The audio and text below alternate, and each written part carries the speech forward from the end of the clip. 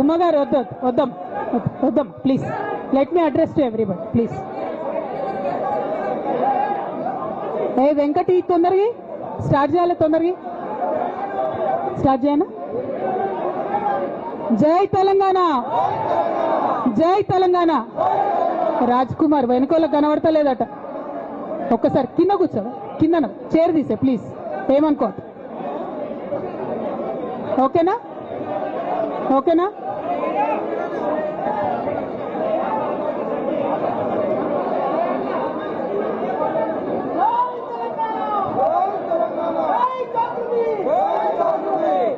అందరికీ నమస్కారం.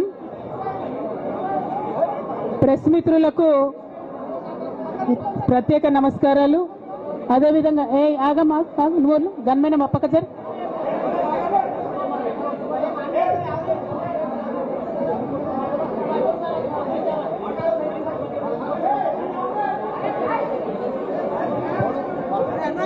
ఓకేనా? మాట్లాడనా? ప్రెస్ మిత్రులకు జరుగుతున్నటువంటి ఇన్కన్వీనియన్స్ కి క్షమించమని కోరుతా ఉన్నాను. అట్లానే ఇక్కడ ఇవాళ ఇంత పెద్ద ఎత్తున హాజరైనటువంటి జాగృతి కార్యకర్తలకు, నాయకులకు అందరికి కూడా హృదయపూర్వకంగా నా నమస్కారాలు తెలియజేస్తా ఉన్నాను. కానీ జాగృతి కార్యకర్తలు దయచేసి సాయిని వెనక్కి సార్ కూర్చోబెట్టు, ప్రెస్ వాళ్ళని ఫ్రీగా కూర్చొని వెనక్కి సార్. బిడ్డ అజయ్ సీనా ఒక్క అడుగు వెనక్కేనా ప్లీజ్, కొద్దిగా వాళ్ళు ఫ్రీగా నిలబడండి. ప్రెస్ మిత్రులందరికీ కూడా ధన్యవాదాలు తెలియజేస్తా ఉన్నాను సమయం తీసుకొని ఈ పత్రికా సమావేశానికి వచ్చినందుకు. నిన్న మధ్యాహ్నం తర్వాత భారత రాష్ట్ర సమితి నుంచి ఒక ప్రకటన మీ అందరి ద్వారా నేను మీడియాలో చూడడం జరిగింది. మరి బీఆర్ఎస్ నుండి వచ్చినటువంటి ఈ ప్రకటనలో పార్టీ ఎమ్మెల్సీ శ్రీమతి కె కవిత ఇటీవలి కాలంలో ప్రవర్తిస్తున్న తీరుతెన్నులు, కొనసాగిస్తున్న పార్టీ వ్యతిరేక కార్యకలాపాలు బీఆర్ఎస్ పార్టీకి నష్టం కలిగించే రీతిలో ఉన్నందున పార్టీ అధిష్టానం ఈ విషయాన్ని తీవ్రంగా పరిగణిస్తున్నది. పార్టీ అధ్యక్షులు శ్రీ కె చంద్రశేఖరరావు గారు శ్రీమతి కె కవితను తక్షణం పార్టీ నుండి సస్పెండ్ చేస్తూ నిర్ణయం తీసుకున్నారని చెప్పి మరి నాకు ఒక ప్రకటన నిన్న టీవీల ద్వారా అందుకోవడం జరిగింది. మరి నేను పార్టీ నుండి వచ్చినటువంటి లేఖలో ప్రత్యేకంగా 2 అంశాల మీద మాట్లాడదలుచుకున్నాను. నేను అక్రమ కేసులు పెట్టి నా మీద తిహార్ జైల్లో 5.5 నెలల పాటు ఉండి బయటికి వచ్చిన తర్వాత నవంబర్ 23వ తారీఖు 2024 నుండి నేను ప్రజాక్షేత్రంలోకి వచ్చి అనేక కార్యక్రమాలు చేయడం జరిగింది.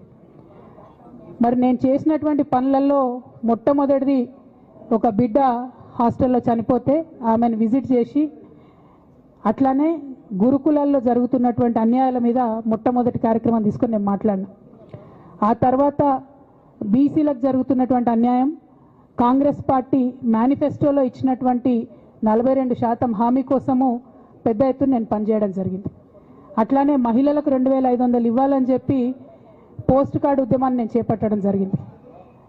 పెద్దవాళ్లకు పెన్షన్లు పెంచాలని నేను ఉద్యమాలు చేయడం జరిగింది.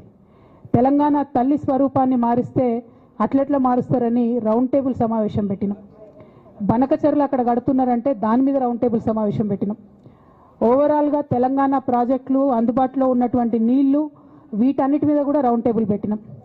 భద్రాచలం దగ్గర 5 గ్రామాలు ముంపు సమస్య ఉంది, ఎవరు పట్టించుకుంటలేరంటే వాళ్ళని పిలిపించుకొని రౌండ్ టేబుల్ సమావేశం పెట్టి ప్రభుత్వం మీద ఒత్తిడి తీసుకొచ్చే కార్యక్రమం చేసినాం.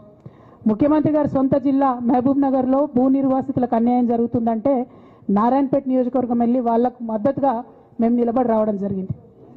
అట్లానే 47 నియోజకవర్గాలలో బీఆర్ఎస్ కండువా బాజాప్తా కప్పుకొని, గులాబీ కండువా బాజాప్తా కప్పుకొని ఎక్కడికి పోతే అక్కడ రావుల చంద్రశేఖర్ రెడ్డి గారిని రిక్వెస్ట్ చేసి భవన్ నుంచి అక్కడ ఉండేటటువంటి బీఆర్ఎస్ నాయకులకు అఫీషియల్ కమ్యూనికేషన్ చేపించి ప్రతి ఒక్క బీఆర్ఎస్ నాయకుల కార్యకర్తలకు మాట్లాడి ఆయా పర్యటనలకు వెళ్ళినప్పుడు అందరినీ కలుపుకొని బాజాప్తా గులాబీ కండువా వేసుకొని 47 నియోజకవర్గాలు నవంబర్ 23, 2024 నుండి ఈ రోజు వరకు నేను పర్యటన చేసి అనేక ప్రజా సమస్యల మీద మాట్లాడడం జరిగింది.